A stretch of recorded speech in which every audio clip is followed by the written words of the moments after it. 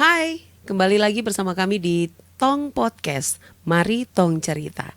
Ya, dan saat ini saya tidak sendiri dan pastinya kita akan sedikit berbagi cerita ya bersama dengan salah satu narasumber kita yang sudah hadir. Beliau adalah Letkol Infantri Lukman Permana. Beliau adalah Dandim 1803 Fakfak. Halo, Iya. Bapak. Halo Mbak Yuli. Iya, apa kabar dulu nih Bapak? Ya kabarnya baik. Kota Fakfak hujan dari mulai kemarin nih. Iya, benar sekali. Oke Bapak, kita langsung saja ya. Oke. Tidak basa-basi lagi. Oh, iya. Langsung saja kita masuk ke beberapa pertanyaan yang kali ini masih seputar dengan persiapan penerimaan Catam Kabupaten Fakfak, gitu ya. Iya, benar sekali. Oke.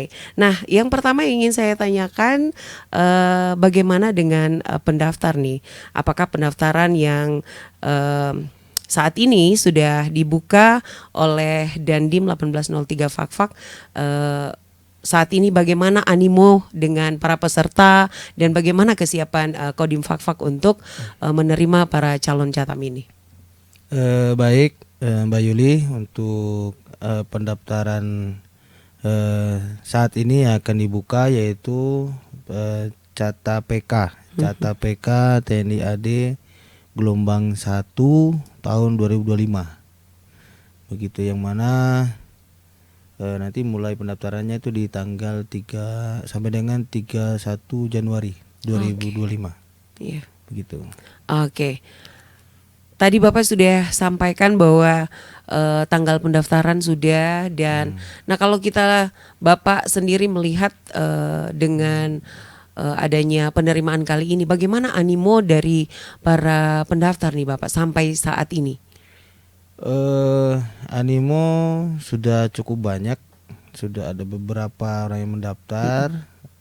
Karena kan ini kan medianya pendaftaran ini online dulu. Online, ya. Online, nanti baru ada registrasi, yang mana nanti registrasinya itu di Korem.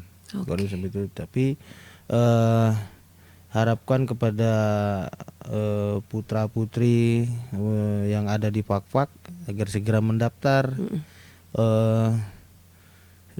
Karena ya kesempatannya cukup banyak ya. yang mana mungkin nanti kedepannya ada program-program dari Angkatan Darat, yaitu terutama ada pembentukan batalion baru. Ada kurang lebih 100 batalion. Seluruh Indonesia ya. Ini bagi putra putri khususnya masyarakat Fakfak sangat berikan kesempatan yang seluas-luasnya. Luas-luasnya. Oke, jadi buat adik-adik yang ada di rumah di mana saja, khususnya yang ada di Kota Pala Fakfak, ayo ya kita sama-sama mendaftar menjadi salah satu prajurit terbaik yang ada di Kabupaten Fakfak. Oke, selanjutnya sudah tanggal pendaftaran sudah dibuka. Nah, kali ini mungkin ada yang bertanya-tanya nih, Pak Dandim, di mana tempat pendaftaran bagi anak-anak yang berminat untuk mengikuti seleksi pendaftaran ini? Untuk seleksi pendaftaran bisa di Fakfak dan di Korem ya. Dari saat ini, sebelumnya itu di Kodim juga bisa. Oke. Tapi saat ini terpusatkan mungkin karena untuk kecepatan atau bagaimana. Jadi semuanya bisa langsung ke Korem yang ada di Kiat. Nah, nanti di Korem tahapan selanjutnya nanti apabila lulus administrasi dan sebagainya, tahap selanjutnya sampai ke Kodam yang berada di Manokwari, begitu. Oke. Terima kasih. Tadi juga sudah disampaikan ya bahwa sistem pendaftaran juga dibuka secara online ya Bapak ya. Secara online. Oke.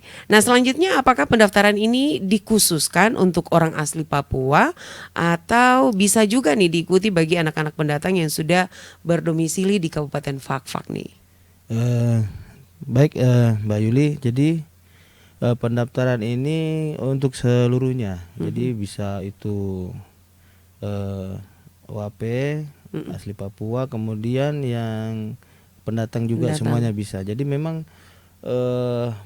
sempat di beberapa tahun yang lalu itu sempat dilaksanakan pendaftaran ini khusus. Ada yang otsus dengan yaitu lebih mengedepankan kepada OAP. Kemudian ada yang umum begitu. Namun di tahun-tahun ini dan yang sekarang ini bisa untuk umum semuanya. Jadi semuanya bisa. Jadi tidak dibatasi Tidak ya Bapak ya. dibatasi semuanya. Oke, Begitu. OAP jadi, umum juga jadi nih. Iya, jadi satu di situ. Jadi satu. Gitu. Oke, selanjutnya nih Pak, apa yang diperlukan nih khusus buat para pendaftar?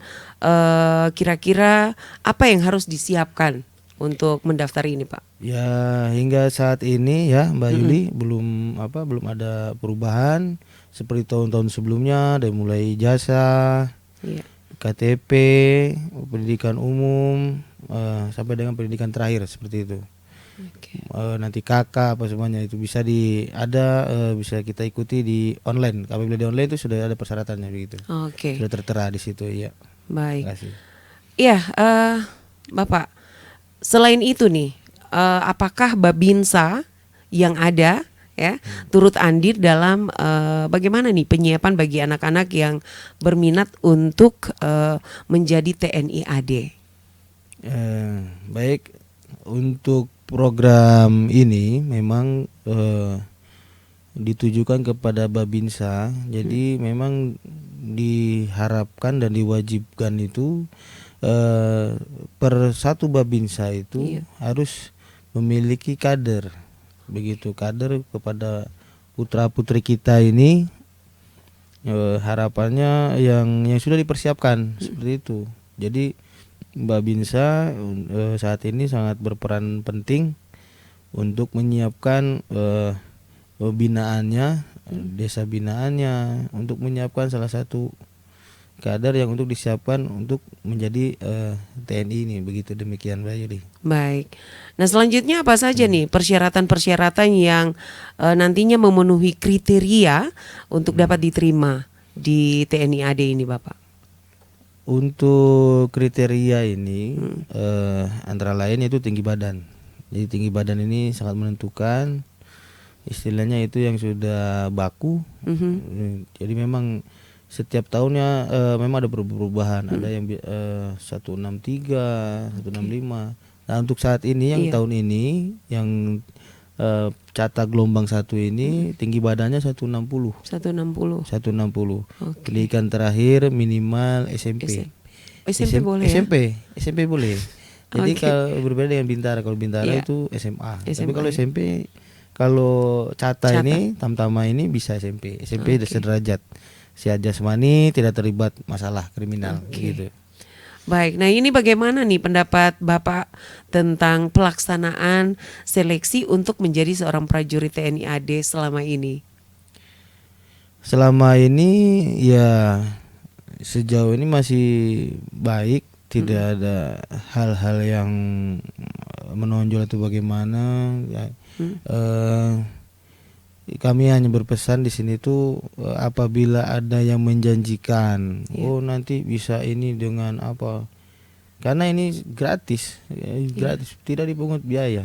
Kalau jadi selama pendaftaran ini semuanya gratis ya Bapak? Jadi banyak mungkin ditemukan ada oknum-oknum yang tidak bertanggung jawab, menjanjikan bisa memberikan keyakinan bisa lulus dan jaminan sebagainya, gitu jaminan gitu.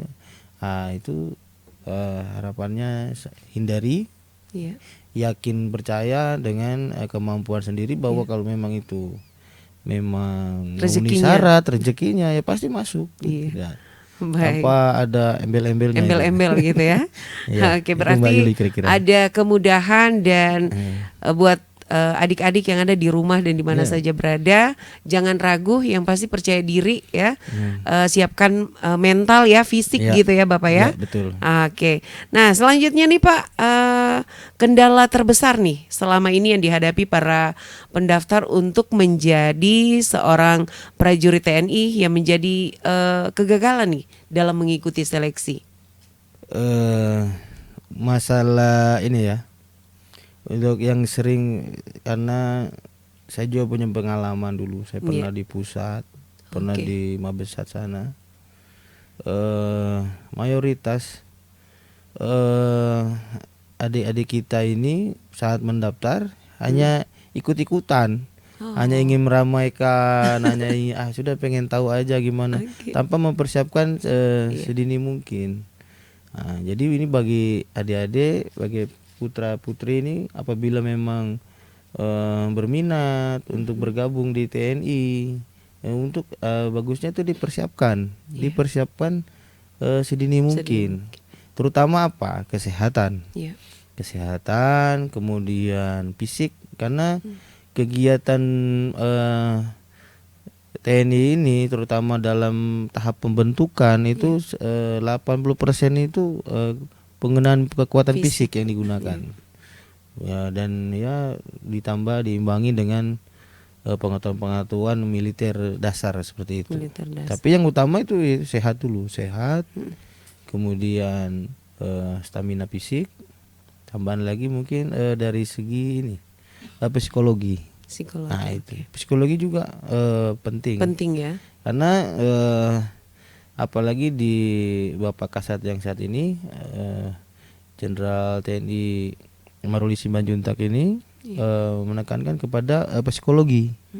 Karena kenapa ditekankan psikologi? Karena psikologi itu tadi dari kesiapan mental yang diutamakan. Jangan sampai pada saat di pendidikan ataupun selesai pendidikan di jenjang selanjutnya, pada saat sudah berdinas begitu, mengalami perilaku yang sepertinya contohnya bunuh diri, semua itu. Nah itu setelah dilihat rekam jejak ternyata memang bermasalah di psikologinya. Nah itu menjadikan riset-riset itu menjadikan kesimpulan bahwa memang ada standar khusus untuk atau menjadi seorang prajurit TNI itu. Kira-kira seperti itu. Jadi tidak serta-merta hanya fisik saja ya Bapak ya. Iya begitu. Sehat jasmani dan rohani pastinya ya. Iya betul. Oke. Nah Pak, ini lewat tes ini apa saja tahapan seleksi yang apa saja tahapan-tahapan tes pada seleksi ini yang menjadikan para pendaftar nanti untuk menjadi seorang TNI AD? Seleksinya yaitu dari mulai mungkin tingkat daerah, diawali dari tingkat administrasi, kemudian tes kesehatan, setelah itu tes jasmani, kemudian psikologi dan mental ideologi, MI begitu. Jadi ada 3, 4, 6, ada 6 tes begitu. Dari awal dari tingkat administrasi bagaimana, dari tingkatan domisili sebagainya, kemudian lanjut ke tingkat kesehatan. Kesehatan ini dilihat apakah kesehatan disebut kesehatan 1. Kesehatan pertama itu mulai tinggi badan, kemudian postur seperti itu, dan nanti berikutnya kepada kesehatan kedua apabila di akhir terakhir itu.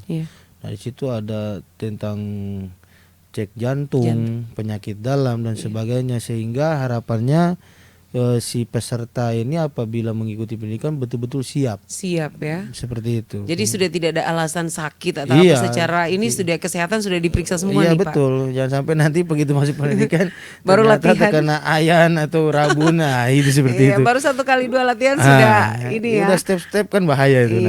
Pak mungkin kasih bocoran sedikit nih. Kira-kira kalau latihan fisik itu seperti apa sih yang untuk masuk di tes TNI AD ini? Jadi memang ada standar dalam jasmani itu kan, misalkan lari, tapi kita tidak tahu ini untuk yang tes ini apakah menggunakan metode lari 12 menit atau menggunakan 3.200. Jadi kalau 3.200 itu nanti peserta melaksanakan lari 3.200, jaraknya kurang lebih mungkin kalau di standarnya 400, satu putaran itu 400 meter, ya kurang lebih itu melaksanakan lari putaran sebanyak 8 putaran. Nah itu dan nanti dicatat waktunya. Selama melaksanakan lari sebanyak 3.200 itu berapa catatan yang bisa diperoleh? Catatan waktu? Iya, semakin kecil semakin bagus. Minimalnya biasanya itu kalau yang muda-muda ini biasanya di 16 menit. 16 menit untuk 8 putaran. 8 putaran itu 16.30. 16.30. Tapi kalau sudah 20 ke sini ya itu Sudah mulai goyang. Ya, udah memble itu istilahnya gitu. Harus standarnya seperti itu. Oke. Nah, Masuk di 16 ataupun 15 seperti iya. itu. Itu Oke. jasmaninya itu. Jasmaninya ya. Ya, terus renang. Ada kecakapan Oke, juga. kecakapan Tingkat juga. kecakapan itu renang. Renang kurang lebih 50 meter. Kurang lebih 50 meter itu gaya bebas, apakah sampai atau tidak.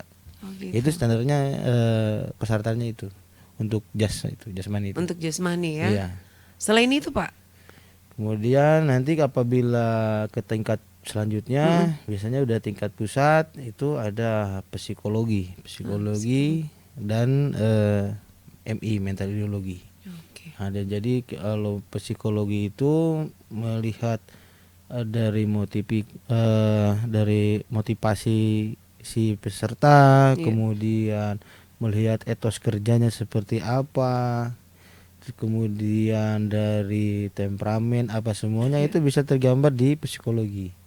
Si anak ini rajin atau bagaimana bangunnya ya itu. Karena tentara itu identik dengan disiplin. Iya.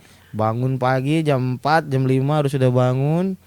Kemudian jam 7 sampai dengan jam 4 sore itu kegiatan. Kemudian lanjut lagi kegiatan malam, belajar sampai dengan jam 10 malam gitu apel malam. Nah, Oke. dan itu continue seperti itu. Nah, jadi dari psikologi nanti dengan tes psikologi terlihat mana orang yang bangun begadang malam, bangun pagi apa gimana itu terlihat di situ. Nah, sejauh ini Pak, selama Bapak bertugas nih dari prajurit-prajurit yang sudah Ya. ada nih, apakah mungkin kan karena setiap orang itu ya mungkin beda-beda ya Bapak. Ya. Ketika mau jadi seorang prajurit, bagaimana kita memotivasi diri untuk harus bangun lebih awal. Nah, ketika sudah menjadi seorang prajurit nih, apakah ini dia kembali lagi ke laptop atau seperti apa nih? Kalau tidak, jadi begini Mbak Yuli, kalau ya itu tadi karena si TNI ini sudah disiapkan, sudah dibentuk, sudah dikosongkan dari sifat sipilnya. Yang lama itu ya. Ya, yang lamanya sudah dimulai tahapan pembentukan, pengembangan baik itu di satuan pendidikan, kemudian di satuan dinas begitu, di batalion, memang itu sudah terbentuk, itu insting dengan sendirinya terbentuk gitu. Biar itu begadang main Mobile Legend jam 2 udah pasti itu jam 4 pasti dia bangun. Karena itu sudah harfiahnya seorang prajurit seperti itu. Pasti jam 4 jam 5 itu pasti bangun dia. Oke. Begitu. Bapak, apa nih motivasi yang ingin disampaikan buat para calon-calon prajurit TNI AD ini? Nah, jadi motivasinya terutama yang pertama selalu meningkatkan keimanan dan ketakwaan. Itu yang utama. Meningkatkan keimanan dan ketakwaan. Kemudian tetap semangat. Jangan patah semangat. Selalu ini dan utamanya juga tidak selalu mencari informasi. Mencari informasi apa sih? Pengalaman saya dulu sewaktu saya ingin menjadi prajurit, saya juga mencari informasi. Bagaimana sih supaya istilahnya cari bocoran gimana sehingga saya nanti tes mulai kesehatan. Nanti saya merokok itu pada saat di tentara itu baru bisa merokok. Dulu saya pada saat daftar tidak merokok. Tidak merokok. Cuma ya ikut-ikutan akhirnya saya merokok. Tidak merokok. Kemudian bangun tepat waktu, rajin berolahraga dan rajin berdoa, intinya itu saja. Mungkin itu, Mbak Yuli. Oke, sebelumnya Pak, apa motivasi Bapak juga nih menjadi seorang TNI AD? Ya motivasi saya satu saja, karena apa? Karena kan kita ya terutama laki-laki itu kan, laki-laki.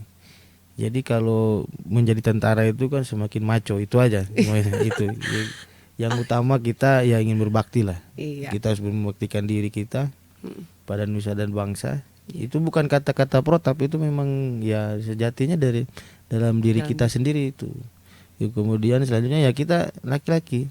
Kalau kita laki-laki itu kalau tidak tentara itu bukan laki-laki, kayak begitu. Maco gitu.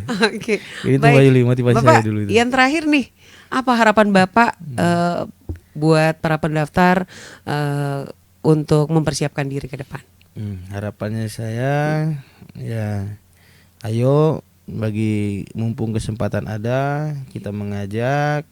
Sekali lagi saya sampaikan, tidak dipungut biaya, gratis.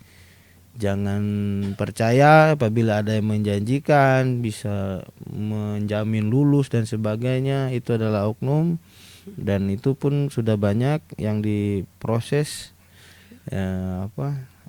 sesuai dengan ketentuan yang berlaku bagi oknum-oknum yang